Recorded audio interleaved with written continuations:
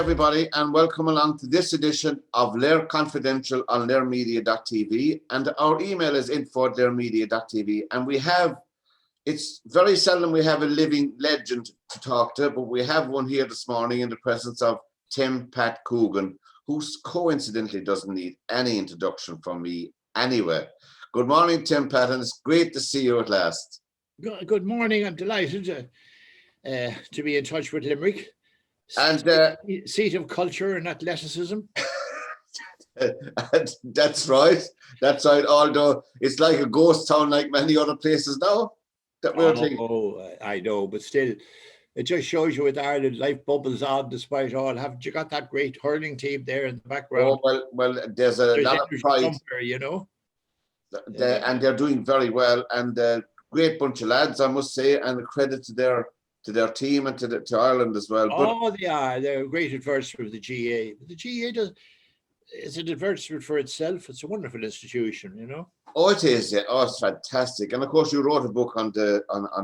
You wrote a book about the GA and the War of Independence. I tell you wrote a book on nearly everything, because I mean, you were editor of the Irish Press for I nearly. I write one about the end of COVID. I tell you, I'm marking the end of Trump. It's safe now to do it. I'm wearing a Trump style hat, but that's only because he's gone. Yeah, but we were. If he was still there, I wouldn't wear it. There was a brilliant headline down here in the Clare Echo in County Clare. As you know, his business has invested in Doonbeg Golf and Country Club and the golf course. So there was a headline during the election saying, West Clare hotelier and businessman is running for the White House. Oh, Clare is itself. I thought the best GAA story I ever heard in my life was, remember the great Clare trainer, and he brought them to their success. Ger Loughnane. Ger. And they won in the teeth of adversity. I mean, it began with one of the Clare lads being sent off. He took a swing as the ball has been thrown in. He apparently took a swing at his opposite number, and fortunately he missed him. Yeah, and I think it was his own player he hit in the back with the hurl, but it broke in two halves, and he was sent off. And there, before the millions of GAA fans all over the world, the All Ireland, the unfortunate fella is coming off holding the hurl in two sticks, looking very disconsolate as well. He might. Yeah.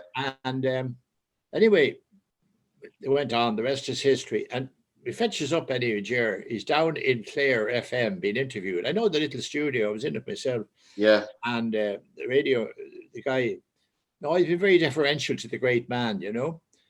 But he has to be careful. He's in Clare and he has to get out of there alive, you know. That's true. Just won the All Ireland, so he better not say too much. But still, you have to make some advertence to this bizarre occurrence. So you can finally see him, and it was nearly physically reaching up to draw down the subject. And he said to Ger, well, what kind of a match was it? You didn't think it was a dirty match? Dirty, says Clare. Ger, sure, there wasn't a foul stroke in it, you know. And your man is a bit flummoxed, but he won now and he has to keep going. He says, but wasn't there a bit of, wasn't there a lot of pushing? Now, I'm very glad you asked me that, says Ger. I brought up that very point, and he quoted some old fella, we call him John Joe Mahaki from Nagashi and Ghana. Yeah. Now, John Joe now is a very knowledgeable man. You'd think he's been to 74 All Irelands in his time. Yes. And I put that question to him about the pushing. And says, John Joe, pushing. Sure, my God, you'd get more pushing coming down the steps after 12 o'clock mass in Nagashi and Ghana. That was the ball, Johnny. There was no remarks about the hurling 2 bits before the game started. How did you, I mean, you were involved with the Irish Press for nearly 20 years, Tim Pat, right? Oh, 35 long, hard years, yeah. And tell me, that was a time, as the old saying, when you had to serve your time to be a journalist or a writer of any kind, you know? Well, in those days, the route was sort of copy boy. You made tea. And I often thought I should have stuck at it because I can still make a very good cup of tea. Fantastic. Nothing like it. And the cup that cheers but not inebriates. And I always wanted to be a journalist. It was the one subject I was any good at school. But English and history were my two subjects. Right. And the rest was partibus infidelis, you know. Right. And I was in infidelium. I've forgotten my Latin. But I just progressed, and very opportunely, two things happened. The Evening Press was founded when I was still, well, it was announced it was coming. All right. Coming to the very end of my career in Blackrock College, I spoke at one and only debate. Somebody got sick, so I was drafted in. Right. Who was the chairman brought in to guide the debate? But Vivian de Valera, whose father and himself had both been to college there. Yeah. And anyway, Vivian was kind of impressed with me and made a mental note. And he, the next thing was one day, Doc Carroll, as we called him, he was a great old Holy Ghost father, Tridentine, completely, conservative, very learned man, specialized in French. And but he was a great historian. He taught me history, and he just happened to ask me what I wanted to do. So I told him journalism, and he said, "Oh." Anyway, on the heels of that, Doc Carroll, we called him. He was famous Father Michael O'Carroll, famous Holy Ghost father. He specialized in history and in French, and there was a great Black Rock collection with the De Valeras, and Vivian had been to school in Black Rock.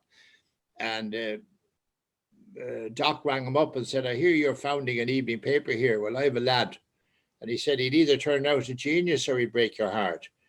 And they gave him a start. So Vivian asked who was he. "Oh, sure, I heard him speak." "Yeah, right." So he sent me, an appointment was fixed up for me. And I met, the great Douglas Gageby was the editor, would be the editor of the new paper. And so anyway, Douglas hired me, and making cups of tea and all that. I was never really a proper copy boy. I was, quote, an editorial assistant.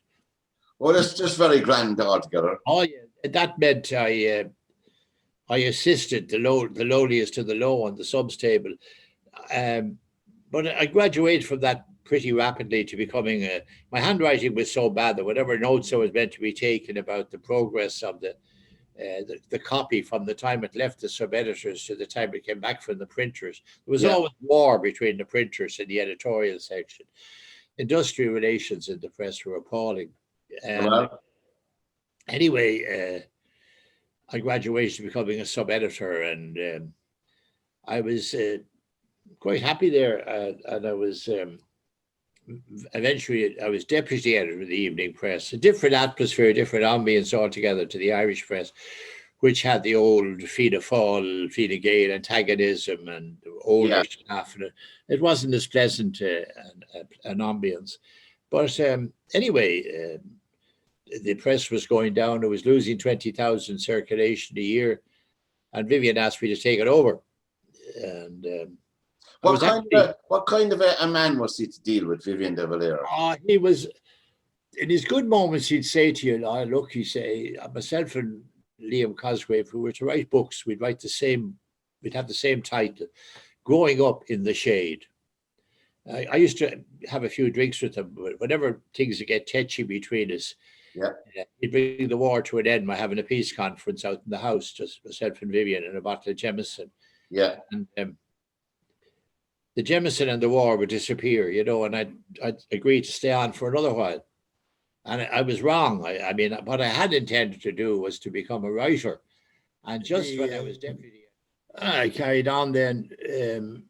But there was, it was let drift. They didn't invest in it over the years. They got old, and then he gave it over to his son, who had known background in journalism, whatever, good, bad, or indifferent. And they didn't bring in outside talent. They appointed as their chief executive a man, the editor of the Sunday Press, Vincent Jennings, and the Sunday Press at that time was losing circulation hand over fist. Yeah, it was. He hadn't been a splendidly successful editor, so of course he didn't make much fist to the business end either. And as I say, industrial relations were bad, and there was always union trouble, and the whole thing had imploded. It collapsed under its own weight, and went out of business. It was a great shame because in its day, the newsroom and the literary section of the Irish Press was the best in the country. And to this day, there are still top-class journalists all over the world who got their training in Burkey, But by that time, anyway, I was gone. They turned it into a tabloid. I couldn't wear that. Right. Now, previous to that, Tim Pat, just to back up a bit, when did you actually get into writing? You published a book in 1970. Was that your first? No. Ireland Since the Rising was published in 1966. That was your first one? Yeah, it was my first book. I mean, I used to write all along. I'd write short stories and things, I was always torn, if you like, between journalism and writing. But in the Ireland of those days, I was married and had a growing family and a mortgage and the usual, yeah. An overdraft and a thirst. Never forget the thirst. And it all added up. I mean, it kind of narrows your options. But it was almost a blessing in disguise when the final crack up and the question of the tabloid arose, because I took the copper handshake and left, Yes. Devoted myself whole time to writing, and far more fulfilling. And I got, I think, I'd written the IRA book before. It's still regarded as a definitive study of the subject. But the first book I wrote when I left the press was Michael Collins's. Again, it was Doc Carroll, the man who'd written up Vivian. He wrote to congratulate me when I left. I remember his note said, "Congratulations, the best is yet to come." And he said, "Look, the Collins family are looking for a biographer of Michael Collins. It's his anniversary." And I'd been commissioned by Hutchinson of London to do a biography of Sean Lemass, whom I greatly admired. But as a subject to catch your imagination, he wasn't on a par with Michael Collins. No. So I suggested to Hutchinson, the late Frank Delaney was their kind of foreign editor, and he had contacted me. He knew me from Ireland. And I suggested I do Michael instead of Sean. And so it went, and it kind of rediscovered Michael Collins. I mean, generation didn't know him or didn't know anything about the origins of the Civil War or what he and his cohort had done during the Anglo-Irish War, how they brought about. Absolutely not, Tim Pat, and as well as that, it needed to be done. Of course, that was a centenary, but getting back to De Valera, you said, well, when you spoke about the book on the 50th anniversary of the 1916 Rising, of course, all our history stopped at school in 1916. Yes, it did, of course. And I mean, you're seeing the last gasp of the Orange and Tory liaison now. I mean, there was no need for 16. It shouldn't have happened. If the Orange card had not been played, Randolph Churchill's famous thing, if the old man goes for home rule, then the orange card is the one to play. That was the old man being, the grand old man being Gladstone. Yeah. I mean, people don't realize, there were several elections and several votes before that. And the Irish people as a whole voted by huge majorities. I mean, 3-1 to me, about the least of them, for home rule democratically. But this abortion of that democratic will to whooping up the Orangemen and founding the UVF and getting in guns under the eye, with the connivance, indeed, of the police and the army and the Navy. People don't realize the part the Royal Navy played in the gun running and letting it through, from Hamburg. And so the IRB just took advantage of it. They're going to have orange volunteers, we have green ones.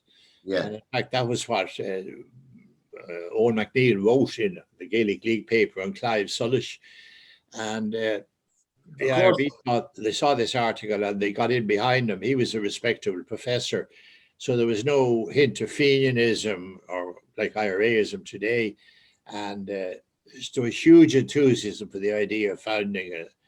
It was only a counterbalance. If force was used to stop Home Rule coming in, then they would resist that. There was no intention of going on the offensive. Right. And that's how the volunteers were founded, and all sorts of people were there at the founding in the rotunda the night it was founded, including top executives of the GAA were on the platform. And indeed, one enthusiastic gentleman said later, he urged, fellas trading for the GAA and playing matches, now lads, join the volunteers and learn to shoot straight. He didn't mean shoot a goal either. But it wasn't founded for that, and it was always the two strains in the GAA. It's there to this day, the purely athletic and cultural, and then people of a naturally the same sort of outlook, a physical force nature. But it's tragic that, as in the country generally, both those forces have melded now into a desire for peace and back in the Good Friday Agreement. And it's not alone a pity, it's criminal folly that the Tories and the Brexiteers and the Unionists are messing around the way they are, using this blunder. It was worse than a crime, it was a blunder. What the EU did there last week, threatening to upscuttle the protocol, and it gave them the opportunity. I mean, I bet you if we knew the truth of those graffiti that have appeared on the walls and the people behind it, you'd find a handful of gurriers. That's all it was. That's all they are. But they're getting behind them the way they did behind in our time. Do you remember the workers' strike? They got behind the workers who paralyzed the province and got to go to the power station and brought down the power sharing executive. Yeah, remember. I knew him quite well. He was a nice fellow, Roy Bradford. He was the Unionist Minister of Industry and Commerce, if I remember. But anyway, what he was the minister who walked out of the power sharing executive and brought it down. And it was most unlikely because he did all a grand accent. He came from a good part. He's had a very fine house up there beyond Bangor. And he'd been to Trinity. And Moria, he was the most liberal and outgoing guy. We remained friendly all his life. But he did that. And I couldn't equate it with him and his general behavior. So one day over a drink, I said to him much later, why did you do that, Roy? You brought down the power sharing executive. He said, oh, well, he made a kind of a fist of defending it and said, well, a couple of my constituents called on me and they pointed out the ridiculous situation, the possibility of carrying this thing. It was only causing trouble and doing damage. So I took the only course open to me. And as an afterthought, I said to him, by the way, who were these two constituents, Ray? I said, well, one was the head of the UDA and the other was the head of the UVF. There you go. Those fellows were able to walk into Stormont and tell the minister, he was their MP, he was in the Sandy Row area. Yes. And he said, and telling him to get out, and out he got. I mean, could you imagine, say, the head of the official IRA and the provisional IRA walking into a minister or being let walk into a minister in the Dáil and telling them to vote against the peace or against the Northern settlement? It just wouldn't happen in our culture, No, well, you would I see this as a kind of a mini rerun of it. I know people say, I don't get hot in the collar, just leave it. Nobody wants the Unionists. Nobody trusts the DUP. Nobody likes them. They'll implode under the weight of their own iniquities. But maybe they will. I mean, the birth rate's going to solve this. I mean, my old dreams of orange and green coming together. Yeah, you're right. We'll outbreed them if we won't kill them. But that's what's going to happen. I mean, they're talking about not having a border poll at the moment. There's going to be a border poll this year, whether they like it or not. It's called the census. And you'll see now that that is provided it's allowed to take place properly, because they've always aborted figures and they've duffed the figures over the years. Right. I mean, this nonsense about the million Protestants, they're well below the million now. Now, of course, if they do something like they did with the, Do you remember they set up recently the joint secretariat, and there was a Dublin civil servant and an Northern one. That's right. They watched the Maryfield Agreement, made sure it worked. You'd Yeah. want to have some similar thing, maybe the UN involved in the census taking to ensure that it's honest. But Yeah. even if it isn't honest, they'll still have to show the gap closing, and it's going to come as sure as you and I are talking. Well, it is now. Of course, you have a direct, what I say, through your dad, with the War of Independence. Oh yes.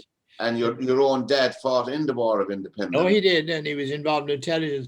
What he was most involved with Kevin O'Higgins and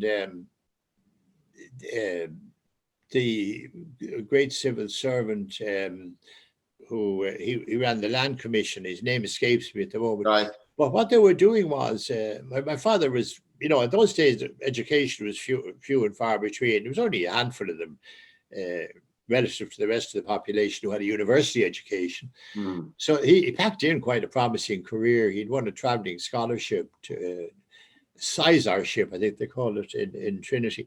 But he went on the run with the lads, But what he mainly was engaged in was setting up the Sinn Féin courts and hollowing out British administration. There were two arms to the struggle. There was the physical force and there was the administrative.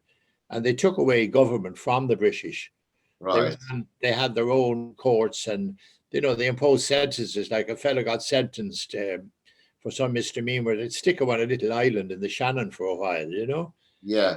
But the Sinn Féin courts were the ones that the people gradually turned away from the castle courts and the castle unionists. Very much as you saw towards the end. I mean, people were still talking about the IRA towards the end of the Troubles as being a small, unrepresentative body of violent men. And yet, the vote for Sinn Féin was going up and going up. It was, and and people were not. You'd imagine they'd listen to the like of John Hume and Seamus Mallon, and Mark Durkin, good men, all of them. But Sinn Féin were getting the votes, and if you inspected their backside, you wouldn't find one bayonet mark in any of them. They were out voluntary to do it, because they were so disgusted with the British and particularly with the unionist and apartheid state that they were running. It wasn't an apartheid state, No, the thing with Sinn Féin now is today is, of course, they're an all-Ireland party, so they would have, whether you agree with it or not, they would have their that whole awful cliche finger on the pulse. They would have a good handle on what's happening on both sides of the border as a party. Only they are. In fact, at the moment, I would quarrel with them. I think that the Sinn Féin should be doing more active. Yeah, you're right. They're right. You would get no argument from me there. I think that the Sinn Féin, it is an all-Ireland party. Of course, the Dublin government have a responsibility. Do you remember the phrase, the second guarantor? Yes. We are the second guarantor of the North. And I think that the Orangemen should be told, look, it's all right with your temporary majority and storming to mess around with Michelle O'Neill and the crowd and the Sinn Féin crowd in the North because they haven't the numbers. But they have them in the South, and we're watching, and we do have our access to America. I mean, I'm sure I'd be very disappointed, in fact, if it were not the case, that some of our very bright diplomats are already in touch with Joe Biden's administration. I mean, the Americans are very proud, as they should be, of the Good Friday Agreement. I mean, it was the Kennedys who brought that about. It was their influence on Bill Clinton. I mean, I know the Good Friday Agreement has 100 fathers now, and everybody's claiming the credit. They did it, but I was there, and I know, and had a peripheral part in what went on, and I saw it all. Nothing would have happened without the outside pressure, without the Americans. And there's no doubt here the United States had a major influence. Ted Kennedy was brought on board by his sister, who was the ambassador at the time, Jean Kennedy Smith. She was great. And Ted listened to what he called the little sister. She wasn't really his little sister. But I think, I think she's 4 years younger than him or something like that. But anyway, they trusted her judgment, and I thought he was a fine politician myself, not because He was. He did very good. I mean, he was entirely on the side of the underdog and the traditional. I mean, Donald Trump wouldn't have got in if the Democratic Party, I know there were multimillionaires, the Kennedys, and there were patrons of the arts and so on, but they did have the working man, the old Irish vote, the fireman, the cop, the maid, Bridget. You know, that was the heartland of the party. And Hillary went away from that, or at least her mentors did. She didn't go into the Rust Belt states, which are called Rust Belt states because the old industries that used to employ these people are gone. They're gone robotic and they're in China. And she ignored them. And Trump gave the impression that he was interested in these people and he got the vote, he got in with disastrous consequences. But I think that Biden is bringing the party back to its roots. He's talking about a decent wage and about getting jobs. Well, talk is cheap because Hillary Clinton, one of the reasons, in my opinion, that she didn't get elected was she was a toxic politician in America for the majority. And her record, she was a toxic politician, and her record in foreign affairs, in foreign policy at the time went to. Oh, he's a great politician. Yes. I mean, if you read some of the biographies of the time, Obama's or like our old Samantha Power, if you read her book, I mean, you see the name Joe Biden cropping up all the time. Joe is there or thereabouts all the time. I mean, he's got an unparalleled experience. And was this his third attempt to run for president, I think, was it? Oh, pardon?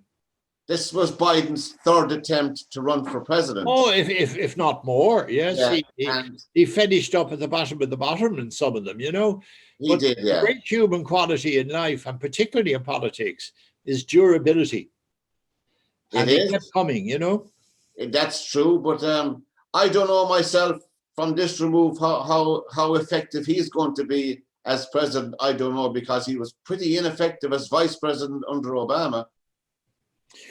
Well, there's a difference between taking orders from the captain of the ship and being able to plot the course yourself that's true. And standing at the wheel. And everything he's announced, all these policies he's announcing are absolutely what mankind, and I say mankind, not just narrowly America. I mean, rejoining the Paris Accord on climate, restoring the Iranian nuclear deal, in the teeth of Israeli opposition. I mean, he's got to, if you're ever going to get peace in the Middle East, I mean, what he's done now, reining in the Saudis in Yemen, is very important. I mean, there was just mass famine and slaughter because. Oh, there's friends of mine living there, believe it or not, in that country, and it's horrific what's going on. It's not being reported anymore. And the Americans were allowing it to happen. I mean, they were supplying stuff to the Saudis to do it with. And above all, they're backing the Israelis, no matter what they do. I mean, the Israelis have two policies, one for Europe and one for America. The one in Europe is to invoke the Holocaust at every opportunity, and for America, it's terrorism. And of course, after 9/11, terrorism has a terrible resonance, as you can imagine, in the States. Plus, of course, the Zionists are so well organized. But of course, we're very hesitant in Ireland and Europe with the horror, the obscenity of the Holocaust, of being represented as being anti-Jewish or anti-Semitic. But in fact, it's not so. I mean, they're riding roughshod over the Palestinians. Well, Germany has sponsored 24 motions in the United Nations against the state of Israel, believe it or not, you know? Yeah, and so therefore, I mean, well, Germany is a different case in point. We'd be jumping all over the place. I mean, my opinion is that country shouldn't have been allowed to exist after the Second World War. It should have been broken up. That's my historical perspective on Germany. Well, as the thing is evolving, it's quite clear that, you know, they're engaged in a land grab. I mean, in our lifetime, the land that Jewish settlements are on has been taken off the Palestinians. And they're just like the dispossessed Irish of time of the British, driven off the land. But you know, Tim Pat, would you not agree? Pardon? Would you not agree, Tim Pat, in all honesty, since 1948, when that whole area was divided up, right, by the white man, okay? Oh, the dividing up, I mean, since that took place back in the First World War. I know, but since 1948, for God's sake, the idea of a whole nation like Palestine, if you want to call them that, being the eternal victim, I think it's a bit much. When you look at the sound is going down, I can't hear you too well. What were you saying about Palestine? When you look at the evolution of and the advancement of Israel as opposed to Palestine, sure, it's like chalk. Geez, they got the same bits of land, bits of desert divided up between them. And what did they do with it? Well, now I visited Israel, and I was there too myself. I visited the Middle East, and it's not true that the Arabs don't have horticultural knowledge and wouldn't make the desert bloom. They didn't have the money behind them that the Israelis have. They've got billions, but I mean, billions upon billions from the United Nations. As we sit here now, I mean, just because they can grow vegetables doesn't mean that they can take the land off the owners. That's true, but they've got billions and billions. It might be a sandy desert to you, your eye. You're right. Might be the apple of the eye to the fellow who owned it. I mean, I was in Libya once, and I was sitting under a tree and having a picnic with my hosts, and I looked up in the tree, and there was something odd about it, you know. It was a fig tree, and it was growing lemons and oranges and figs, and I think plums. But they were so far advanced, they had grafted all those things onto the original root, and they're all growing from the one source of energy. All right. That's fairly advanced farming, you know. It is. I'd like to think of us doing that with trees, you know, where we have now lush empty fields with a few Schleswig-Holstein black and white cattle huddling in a corner. I know. I mean, they'd be far better off growing, and I don't mean those awful pine trees. If you grew proper deciduous trees, you know, that'd be worth something, like beech trees. And exactly. Obviously, the native Irish ash. True. And in Ireland, you have, I think it's shocking in Ireland, a small country like us with only 4.8 million, whatever it is, that we cannot be self-sufficient in fresh fruit and fresh vegetables. We have field after field after field all over the country with nothing in it but cattle. That's it. And only if and half of them wouldn't even have cattle because they'd be in another part of the farm. Yeah. You know, they'd have them letting the grass grow or something, you know. It's a long time. I remember saying it to Charlie Haughey, you know, they describe in the UN or in UNESCO, wherever I saw the figure, that a desert is a place in which you've only got so many centiliters of water falling in a year. And below a certain, it's a desert because nothing will grow. I said, you know, that's not at all the description of a desert. An Irish field is an Irish farm. Most of them are deserts because, as I say, they have the empty fields and the cattle in the corner. And now we're told that they're adding to the carbon footprint and that the meat is bad for you and so on. I mean, if they'd even, as you say, grow vegetables, if that was what we switched to. I know it's not easy to turn the liner around. You know, it needs a lot of water space to turn around, and the farmer would need that too, and he'd need backing and more. And it's coming all right. Teagasc got the effect of it, and moderate young farmer, and particularly the moderate young farming woman, they're very different to what they were. But and can you remember yourself when they were canvassing when we voted? Did you vote yes to join the old EEC? Oh, I did. I'm a great believer in it. Yes, I mean, despite things like the recent debacle. Yeah, but I mean, you've got to, if you to stand back a bit and look at our society, look at it with the historian's eye, what EU membership has meant, particularly for women's rights. It's phenomenal, you know. Yes. I mean, the Irish politicians, the most venal and corrupt in Europe for many years. I mean, they ran from the bishops. They ran from the like of John Charles McQuaid, or indeed your own Jeremiah Newman. I remember he's a good man, but because you didn't come out against him if you were a local politician. Absolutely not. You're dead right there. And you think that? I mean, even contraception. You know, it was. I remember. I know. some young American journalists, I was kind of sort of looking after one of them, a girl. I printed her first article. I'm happy to say now she's one of the stars of the Washington Post. But I That's remember right.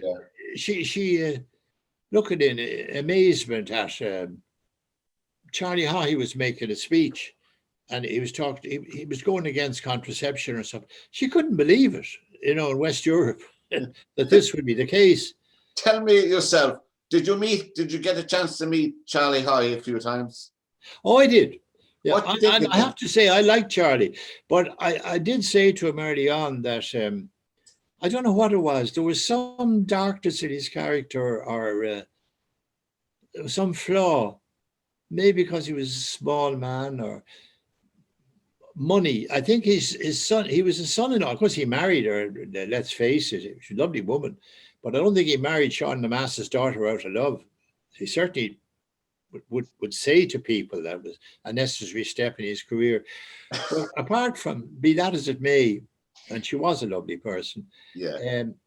he saw the strain on him, a public man, of not having an independent income. Right. Sean Glass was a poor man.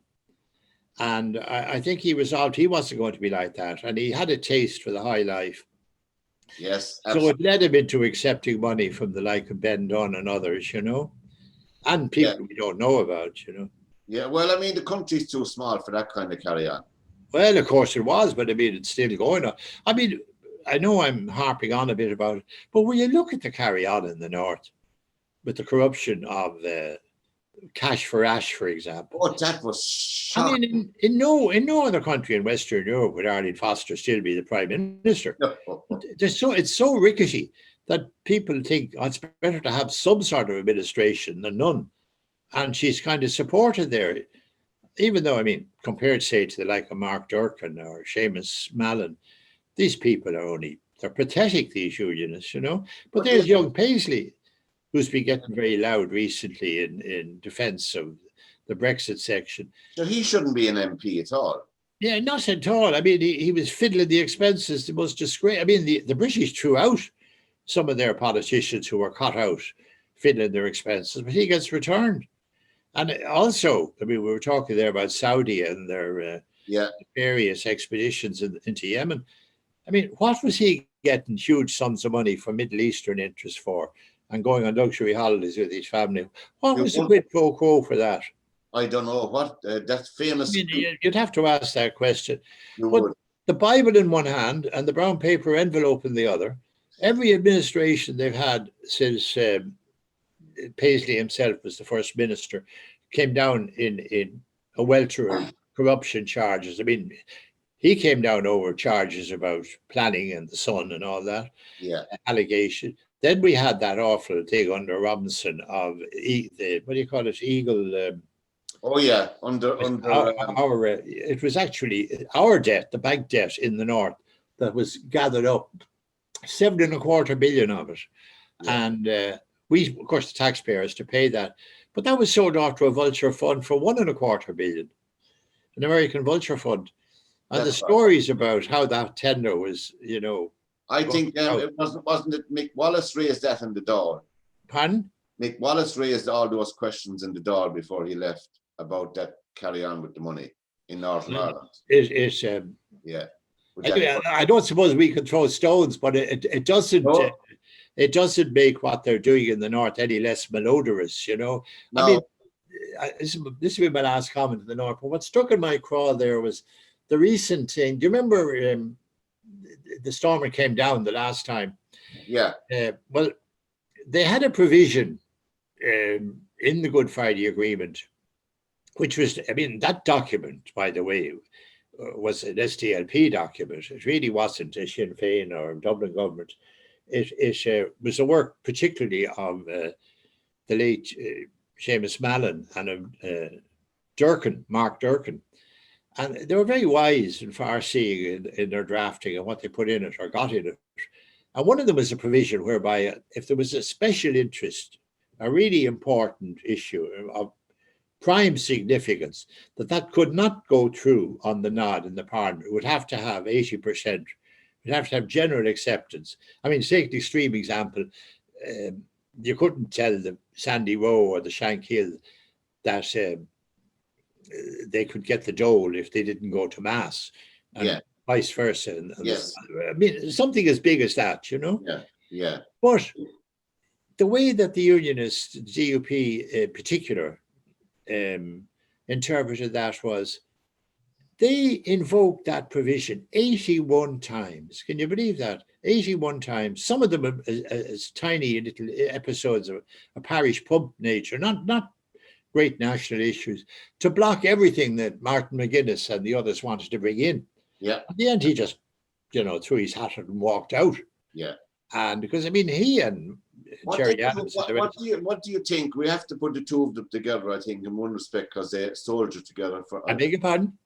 What did you think of Adams and McGuinness, of their, I suppose, approach from one extreme to the political?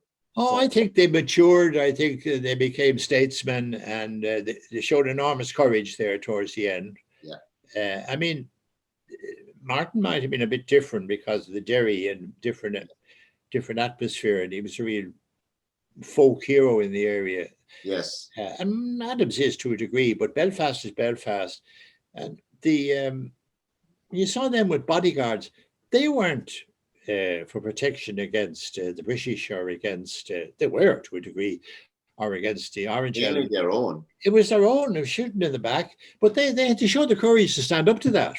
They did. I mean, of my knowledge, as they say, I know of meetings in country farmhouses and fellas being taken out meeting in car parks and get into the backs of van, didn't know where they're going to end up, out to darkest Tyrone someplace. Yeah. Ending up, with the finger up, arguing in kitchens with fellas. We're not selling you out. Go for this agreement. It's going to bring peace. We'll get there. We'll get. And they were beginning to listen to arguments like the demographics. Yeah, and that famous. I mean, I've always thought that was the peaceful way to go, and I got accused of being, wanting to breed them out. I don't. I think what's happening to the Protestants is a disaster, because you need, if you're going to take part in politics or debate, what you need are good opponents. You need people of your own caliber. And to have a sort of a lumpen proletariat who are nearly unemployable and who are representatives like Sammy Wilson and Pete Arley, I mean, that doesn't bode well for the future for negotiating. No, it does not. No. You want good people. I'd be optimistic about the element you see coming up in the alliance. I think that's the way. Yeah, I mean, you're right there. I agree with you. They're good people. I mean, they are Protestant Irish people, and they should be welcomed as such. And of course, it depends on their own people voting with them. But I'd say there's a light bulb going on over their heads, whereas the candle is flickering over the Unionists. That's a good way of putting it. Tim Pat Coogan is our special guest here on LiR Confidential. Tim Pat, the cynic in me would say today in the Republic that the collaboration between Fianna Fáil and Fine Gael had nothing to do with a love of politics, but rather than keep the others out. A long, long time ago, I learned that there are two sides in politics. There's an inside and an outside. And those on the outside want to be on the inside. And those on the inside do not want to be on the outside. No. Do you get my drift? I do. So what do you think politically of our present setup? It's very rickety. On one level, I actually welcome the Fianna Fáil Fine Gael rapport. There's no business having an old Civil War split, being the real reason, for politics in this country. The main parties being divided. I think Fine Gael probably are more right wing and very bad in the housing, in particular. Not interested. Yeah, they seem to be, ideologically opposed to state building of houses.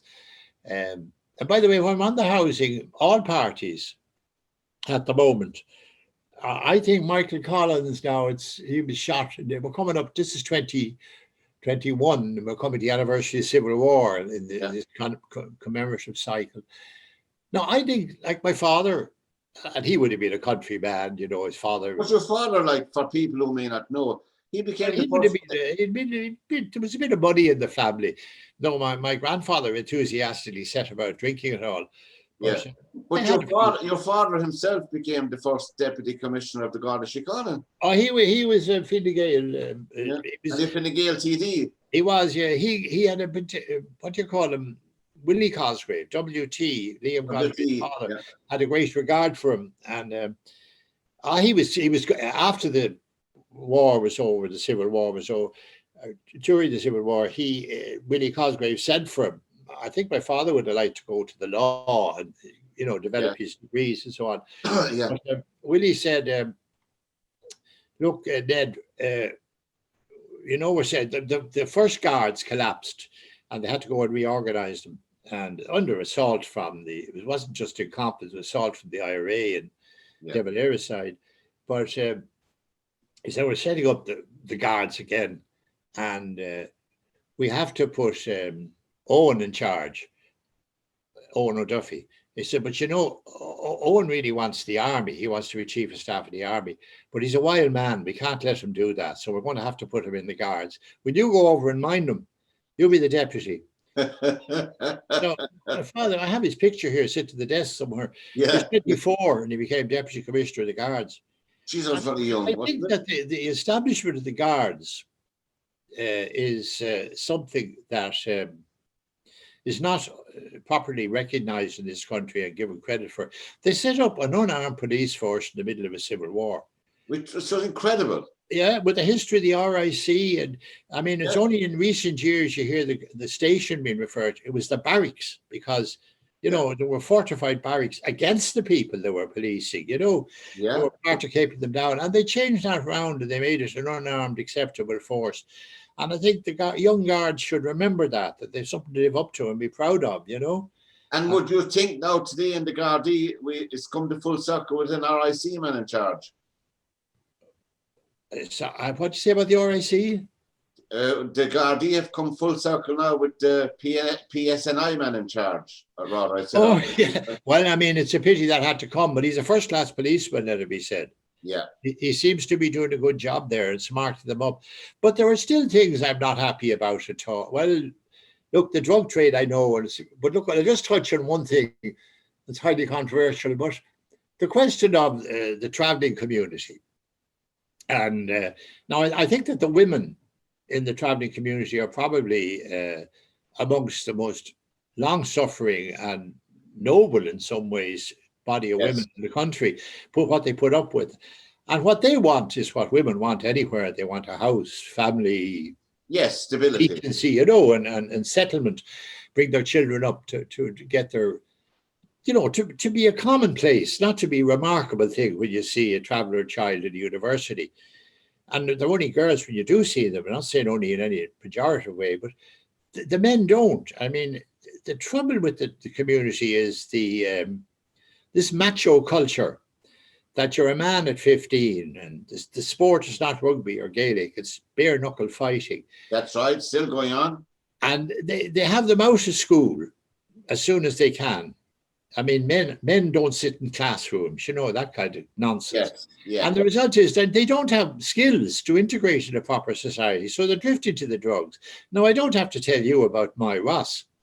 No. And the McCarthy Dundon gang and all the rest. But what happened?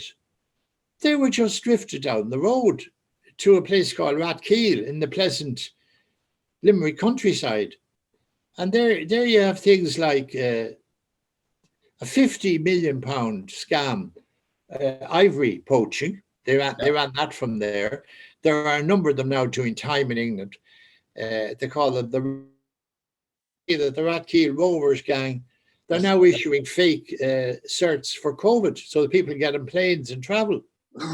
And it's going on uninterrupted. And it's not a joke. Did you see recently also, last year, the FBI sent over a special airplane. It cost £350,000 to hire the jet.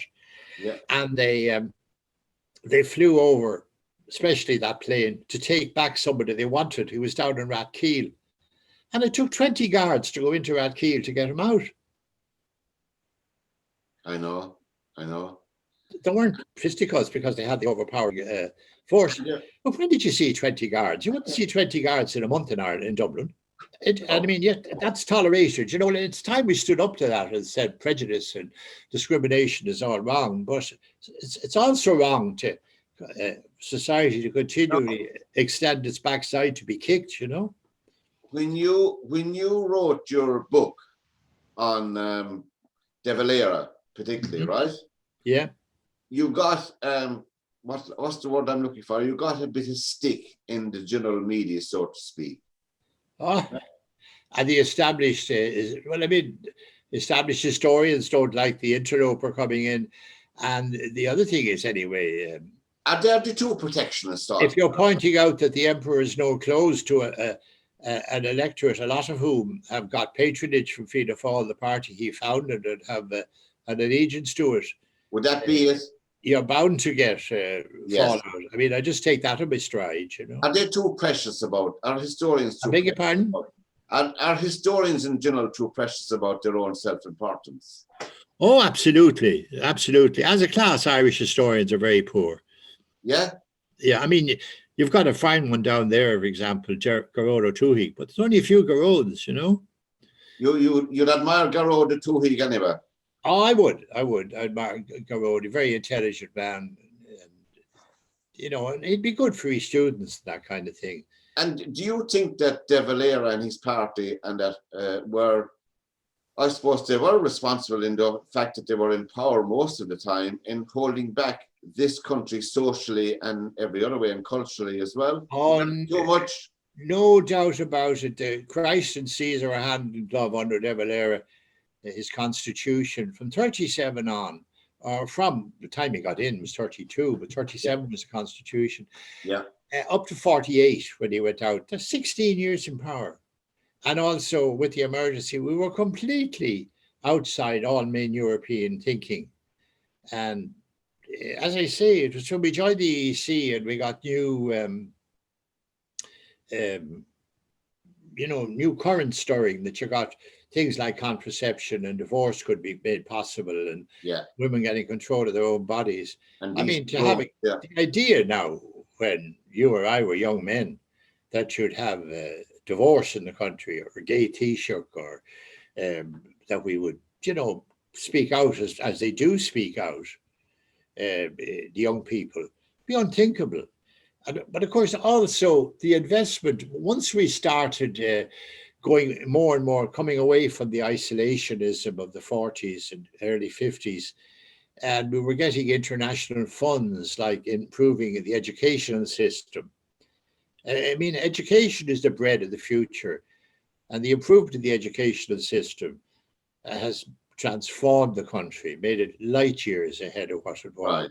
Right. And I mean, you know yourself with travel, presumably like my own family or your friends. Yes. How many of us know kids in Australia or Dubai or New York or Toronto? They're all over the world. Yes. And they're not in miserable backstreet jobs, you know, they're out there in commanding positions and well earning. And it's not for nothing we're bringing in. I know that the very strange devices we're wearing over our taxation system for the benefit of the multinationals helps to bring them in, but it's also the education system. Yes. You have a highly educated workforce here to draw on. And Tim Pat, the tragedy is, of course, that the first whiff of recessionary grape shot, and they could all be gone back to wherever they come from, America or wherever. But for the moment, anyway, our education system is playing its part in. I mean, the fact we can look forward. I know it won't be easy. It's going to be tough, but I would still be confident we're going to come out of the pandemic and we'll pay off our debts and we'll get back to prosperity. And that's solely and wholly on the back of education. And how do you... And going back to my point about the travellers, you see the hopelessness of getting their menfolk integrated in the society when they don't have the education. Yeah. It's and when their folk heroes are on the borders of criminality, if not over it. Yeah, I mean, it's a vicious I circle. do have, and I mean education, I do create to draw out. It doesn't mean just academic education. It Yeah, means help you to fulfill your potential, your destiny. that's right. And be a proper father and husband and uncle and all of that growing up. I'm sorry. You I said, think one, I don't know whether it's the zooming or my body or the advancing years, but I'm finding it hard to hear you. okay, what I was going to ask you is today yourself, are you generally an optimistic, are you content or happy yourself now today? I am. I mean, obviously, it's come through. We're coming to a bad time, but I must say now, I up to the. I mean, you could always be killed with the last shots of the war, but Yeah. I've come this far in the pandemic, fairly in a fair state of equilibrium, largely due to my family. I mean, Yeah. I have grandchildren or children. They ring me every day. We constituted a pod at the start of it, and I have a fair size. Oh, not a big garden, but a bit there in the front. And, we were able to maintain social distancing and maintain contact out in the air. Yeah. So I got through a lot of the pandemic and the close down much easier than other people did, Can I just ask you before we wind up, because we'll have to do another session if you're amenable to it anyway. Of course. Always glad to talk to a Limerick man. But I'm a cockman living in Limerick. Your cover is blown. Yeah. Hence the picture behind me. But when you go in and you think there's no one listening to you, the door is shut. You have a framed picture of the Lee, and you mutter an imprecation. I'm in Stab City. I'm in Stab City. I'm in Stab City. I know it took an awful long time for Limerick itself to, I suppose, but they did get a grip on the gang. They did. I know, but some of the problems now I was referring to, they're still lingering on. I mean, Rathkeil is not that far from my Ross. But of course, some of the problems in places like Limerick and Dublin and Cork so much was the appalling segregation of housing pursued by the state. The apartheid housing system, I would describe it as. We Dublin was kind of a laboratory of a lot of that. I mean, some of the houses was one up the back of me here, social housing, Sallynoggin, and of course Ballyfermot and Ballymun and all these places. Yeah. I mean, there was no point in people applying for jobs for those days. And yet they're the best of people, and they've settled down enormously. I know where there's unemployment and large youth population, coming back to education, there's going to be crime, and there's no two ways about it. There's going to be drugs. But by and large, all those problems they're either ironed out or in the process of being. I mean, this is a national scandal, this drugs feud, and these Kinahans being allowed, the Kinahan Hutch thing, and all the gangsters and crime people who are being let roam the land and fueling their activities by rotting the population with drugs. All of that is, it's a national challenge. It's on the level of the pandemic or any other, national scandal and national threat. And it's got to be addressed. One of these days, it'll have to be addressed. The final political question for me is this, two-part is, can you see a Sinn Féin government in the Republic? I didn't quite get that question. Can you see a Sinn Féin government in the Republic? Oh, yes, they'll have to. I don't know, they'll have to lie down in front of the door to stop them. But look, it's an organic thing. It's Irish history, it's physical force tradition. Go back. Cumna Nail morphed out of the original Sinn Féin party, which in turn morphed out of the opposition to Home Rule. Yes. And that in turn morphed into Cumna Nail, into Fianna Fáil, Clanna Public. You had all the different shades of Labour, left-wing parties, and they all laid down the pike and took up the plough, as it were. And that's a natural, organic process to be welcomed. And you really know that Sinn Féin have arrived when you have people, their own supporters, north and south, criticise them. You're doing nothing for the worker, you're doing nothing for the poor, the same way they'd criticise Fianna Fáil or Fine Gael. Yes. But by that time, I would confidently expect to see them in power. I mean, if you'd asked most people would have thought, well, they would have said I need a head examined when I was prophesying that that's what would happen in Northern Ireland. Now, why wouldn't it happen in Southern Ireland? Why not? Why It's not one indeed? island after all, one people. Why not indeed? And it's too small to be divided, but it's chin scale. We might cover that next I time. think these are good evolutionary things, and I think it's right that the Greens should have a voice and people before profit. People who highlight these, we're building a lot. I mean, there's a lot to be proud of, but it's a lot structurally, organically wrong. I used to walk a lot when I was a kid. Yeah. A young man, I mean, you know. And one of my favorite walks was a few miles from me here. Used to be the site of a point-to-point, Lahanstown, and there was a famous old little church near, a beautiful church, where going back to the days of 98 and the yeomanry, there were all kinds of superstitions about them digging up the body of a beautiful woman and abusing her, using her for target practice. And to walk by that on a summer's evening, you know, you really had to have good nerves because you're nothing but countryside all around you and the moon rising and trees. You're out in the country. Well, the other day now, a daughter of mine took me for a drive up that way. And near this church, which I used to go by, it took courage to walk by it, I can tell you, after sunset. Yes. One day I was going by and my dog suddenly stopped and went down and growled. And I said, oh, mother of God, this is it. And I remember picking up 2 stones. And I said, well, we'll see there's a stone go through a ghost. And the next thing was there's a meow. And the dog shot out after a cat. That was the ghost. But anyway, it was out. The point of the story is an isolated rural area. Yeah. Well, the other day I was looking at it. I climbed over, I climbed up to a 5-bar gate, looked into the fields around. And here they are all laid out. Paths, yellow tape, even lamp standards up. They're all prepared for building. And what's going to be on them? Rent-only houses, rent-only apartments, owned by non-nationals. The land of Ireland for the people of Ireland being given away, and the people will not have a home at the end of it that they can call funds, yeah. Now, that is a very dangerous, bad development in our society. But that is the policy. Along with the crime, those kind of things. You can't have any sort of easy, laugh them off solutions to them, you know?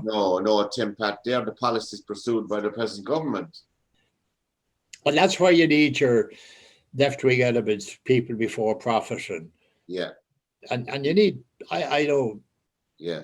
People have land or they've invested in property and they don't want to see the risk of house property coming down if they build social housing. That's no reason for denying people homes. And it's no reason for taking the land of Ireland, giving it over to another country investor, and never a hope of the Irish person who buys it or whoever gets in there ever owning it. I know. They tell you, well, in Europe, they don't have, nobody expects to own their home. They're in flats and all that. That's all very well for Europe. Let them have that. They had wars and rumors of wars. We had a different background. And a man's right to his home. Pull the door after you.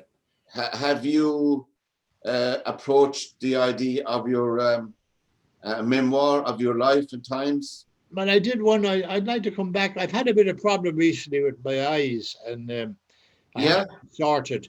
But I have felt, I suppose it's the approach of Michael Collins's, this general anniversary year. I've been thinking over, you know, what were these people like my father and people like them? You know, if you were to ask them, what were you fighting for, you know? I know. Certainly wouldn't have been climbing a 5-bar gate and seeing the whole thing mapped out for a foreign investor. Absolutely not. You know, quote, pension funds, you know? I know. Tim Pat, has been an absolute pleasure here on LiR Media to talk to you. Thank you very much. And I really appreciate your time. I know how precious it is in this day and age. And it would have been all the better if we could have physically done it. But these are the conditions we're under at the moment, you know. And to be great to have you back for a part 2 sometime. Of course. We'll come out of this as we came out of worse. Look, the country that came out of the famine will come out of anything. The motto has to be, keep on keeping on. Exactly. And on that note, thank you once again from this edition of LiR Confidential on LiR Media, for myself, Pat Barry, and our special guest, Tim Pat Coogan. Until we meet again, Tim Pat, goodbye and God bless. God bless. And just be careful, don't come up against Kilkenny in the hurling. Take care. Take care. God bless now. Bye bye. Good health to you.